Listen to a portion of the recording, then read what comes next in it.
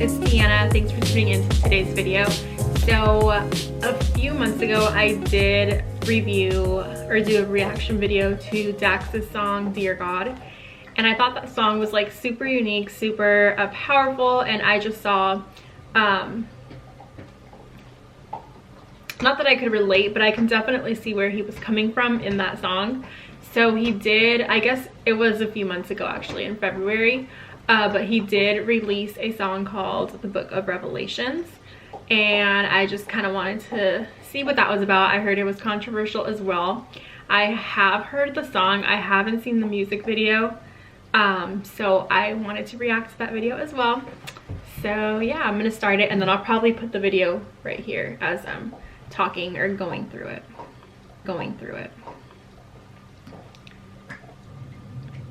And I'll also link it down below in case you guys do want to watch it.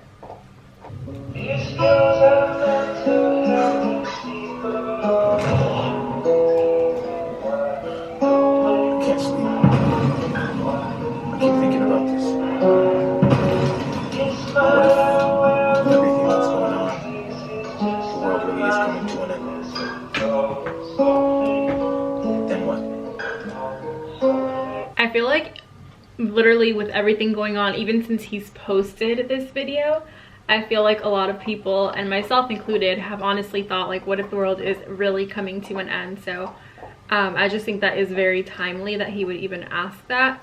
And I know as Christians and even unbelievers, everybody just always asks that, and it's just funny to me how even unbelievers can be like, oh, it's part of the rapture or the end of times are coming. But then in my head, I'm like, okay, so if you believe in the rapture, you believe in the end of times, you believe in like that kind of stuff, then why don't you believe in God? Or like, why do you claim that you don't believe in God, you know? So that's just pretty funny to me. I'm honestly not sure if DAX is a Christian or not. He does tend to make some songs that are kind of leaning towards Christianity, but in a way like criticizing it. But I'm really not sure if he's just like making these controversial songs or if he actually is a Christian. And you know, like I just don't know his point of view on it, but that would be interesting to know. But yeah, I've noticed that not just with him but just with other unbelievers as well. What if it isn't a lie? What if we make it to heaven and don't get inside? What if we get to the gates and see God on the other side, and he looks us in our face and says our whole lives we've wasted time? What if we can't go back? What if we can't redo this life and get one second chance? What if our future happiness is memories of our past, while we burn forever haunted by the devil's laughs? Why do we push them away? And why do the ones we work to keep never actually stay?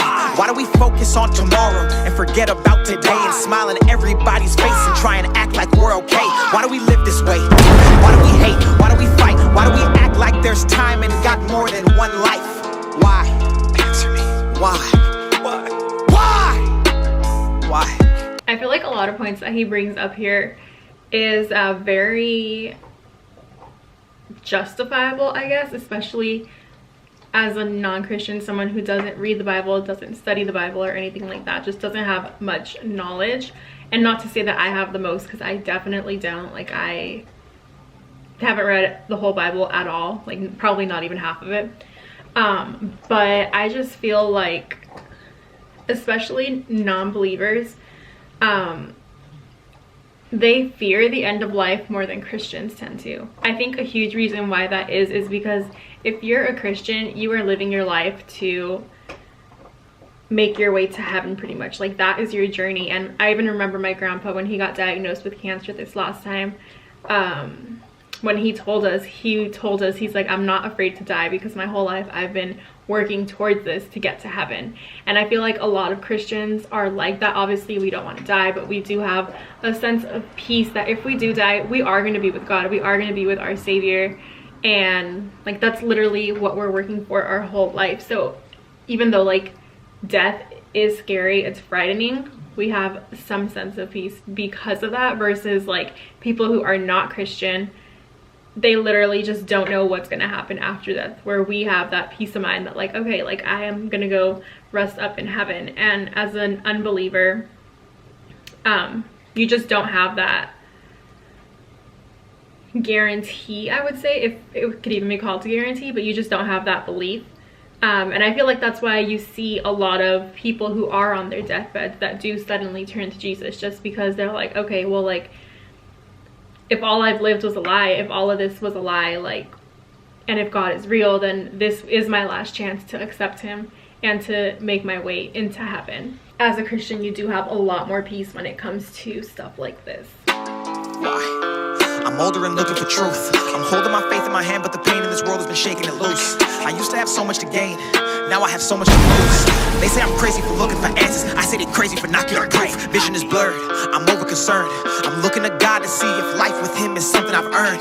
The devil's been watching, he's trying to recruit, he's been waiting at every turn. I'm driving this life on the highway to hell, but I won't burn! I really resonate with what he said. I'm holding my faith in my hand, but the pain in this world has been shaking it loose. Because whether you're Christian, whether you're not, you're always gonna have, like, you're always just gonna go through things. You think that being a Christian, your life is gonna be perfect, it's gonna be easy, and you're just gonna have everything handed to you, no issues, like, your life is gonna be perfect, and that's not the case at all. So even Christians, like, deal with that, deal with pain, deal with struggles, with losing faith. And what he says is so true, that the devil is always watching, and he's just always waiting for that one slip up so that he can, like, creep into your mind, creep into your heart, and just, like, get into your mind and make you steer your path. Because God has you on one path, but as soon as you take one step off, the devil is right there trying to lure you in. What that reminds me of is, like, Dora the Explorer, when she was, like, on her little adventures and she would be on a path, and then you see Swiper and she's like, Swiper, no swiping. I feel like we have to do that to the devil sometimes, because he's always there. He's always just waiting for you to come by and just, like, get lost or steer off that path so that he can come and, like, detour you. Fuck! We know the difference. We know what is wrong and we know what is right. But Satan is strong, God, and most of your people are losing the fight. So what if we fail? What if we can't escape his lies? What if we can't change? What if he still controls our minds? Where do we run? Where do we go? Who do we talk to? We look around and everyone we see is lost too. All those questions he asked, like, where do we run? Where do we go? Who do we talk to? I feel like the answer is so simple. And just for all of that, like, if you feel you are losing the fight, if you don't know what to do, where to go, just what to do in any situation that you are, God is the answer. I don't know, obviously you can't, like, have a two-way conversation with him. You can have a one-way conversation with him and pray, but I feel like how God speaks to us is through the Bible. And if you just open that up, it's crazy how relevant the Bible is to things that are going on in your life. Whether it's in the Old Testament, the New Testament, just things that people went through in the Bible, it's so relevant. We think the Bible is just, like, all rainbows and butterflies, and that is absolutely not the case whatsoever. We see it in the Old Testament. There's incest, there's people, who was it? I forgot who, but one of the Israelites, the son slept with his dad's wife. Like, that's disgusting. But the Bible is full of stuff, full of rape. Like, King David raped Bathsheba. So we just think it's full of perfect people, but it's definitely not. It's full of imperfect people that, like, just want to have a second chance, that God extends grace and mercy to. And I feel like we see God as this, like, scary man, but he's definitely not. He wants what's best for us, but he always is going to extend grace. He's going to extend mercy to us, and we do forget that sometimes, and we just get scared of him. And I feel like that's why so many people don't get close to him. That's why so many people don't have a relationship with him, because they're ashamed of their past, or they just think that they can't be accepted. And obviously a lot of that has to do with, like, different churches, different Christians and stuff. Whether or not, like, you have a church, whether or not you have had bad experiences with church or with Christians, God is still going to be there. God is still going to accept you no matter what. And then he does say, what if we can't change? What if he still controls our mind? The devil can do that, and it's like the devil and your sin that does try to control your mind. And in Romans 12:2 it says, and do not be conformed to this world, but be transformed by the renewing of your mind, that by testing you may discern what is the will of God, what is good and acceptable and perfect. We always seem to want to change on our own. You cannot change on your own. You cannot conquer certain things, certain thoughts that keep reoccurring on your own. You need God to do that, and he wants to do that for you, but to do that you need to let him transform and renew your mind. So just not to get all preachy and stuff, but I feel like that's the answer to that question. If you haven't given your life to God, I feel like you do feel that Satan is controlling your mind. And as soon as you accept God, it's a lot easier to take control of that, because we have to remember that God has authority over everything. He's conquered the devil. He's conquered depression. He's conquered anxiety. He's conquered mental illness. He's conquered, you know, just whatever it is that you're going through. So he's gonna fight that fight for you. What if life is just some test that we all do? What if you were busy when we called you?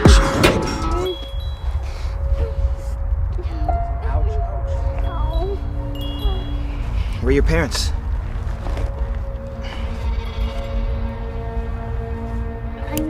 I'm tired. Come on, let's go. I got you. What if hell's on earth? What if being born is dying and dying's birth? Would that mean life's not God's gift, but the devil's curse? And to live was to be evil because its words reversed?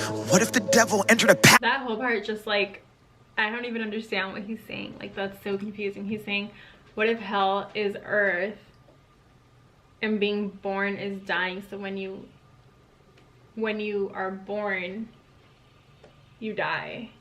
I don't get that at all. What?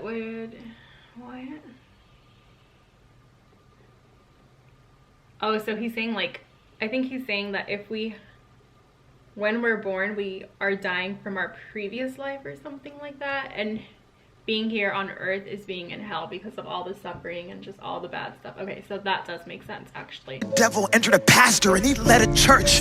What if we looked for the truth but didn't know where to search? What if the books they said to read have never been your words? What if we chose to follow you but we still had that urge? Will you forgive us for our sins and let us in your world? God, we at the gates, we couldn't see. And I've had those thoughts too, like, what if the Bible is just like this random book? Because he says, what if the books they said to read have never been your words?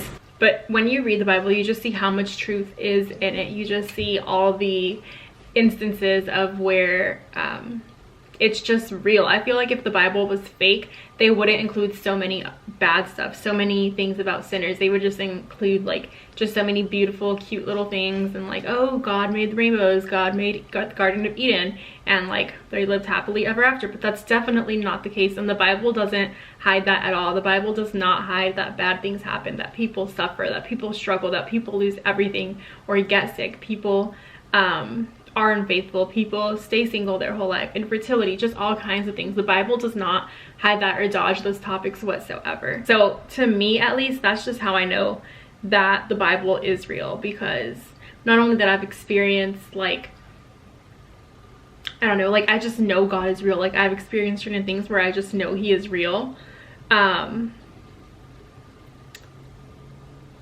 just how relevant the Bible can be to my own life.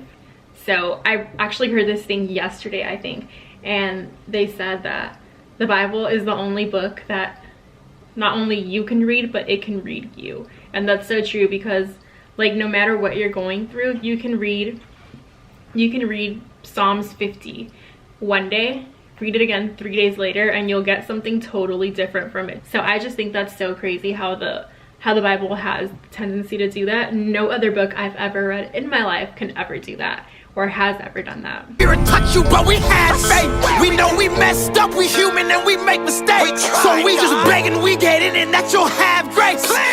And I feel like that, like, we don't have to beg God to have grace. He is grace. God is love.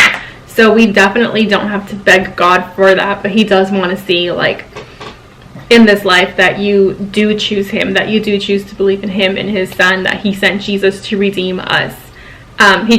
He sent Jesus to redeem us in this life, because there's no point in being redeemed in the next life. So, like, once you get to death, once you are dead, I think there's, like, no point of redemption, because from earth you go either to heaven or to hell. We didn't mean it.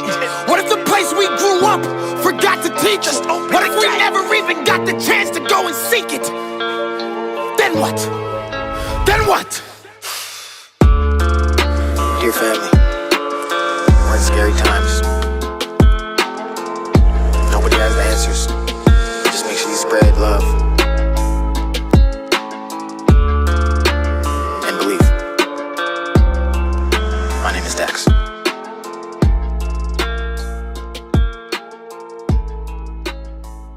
So I'm curious to see what the to be continued is and how he closed out. He said we're in scary times and nobody knows, or I'm sorry, nobody has the answers.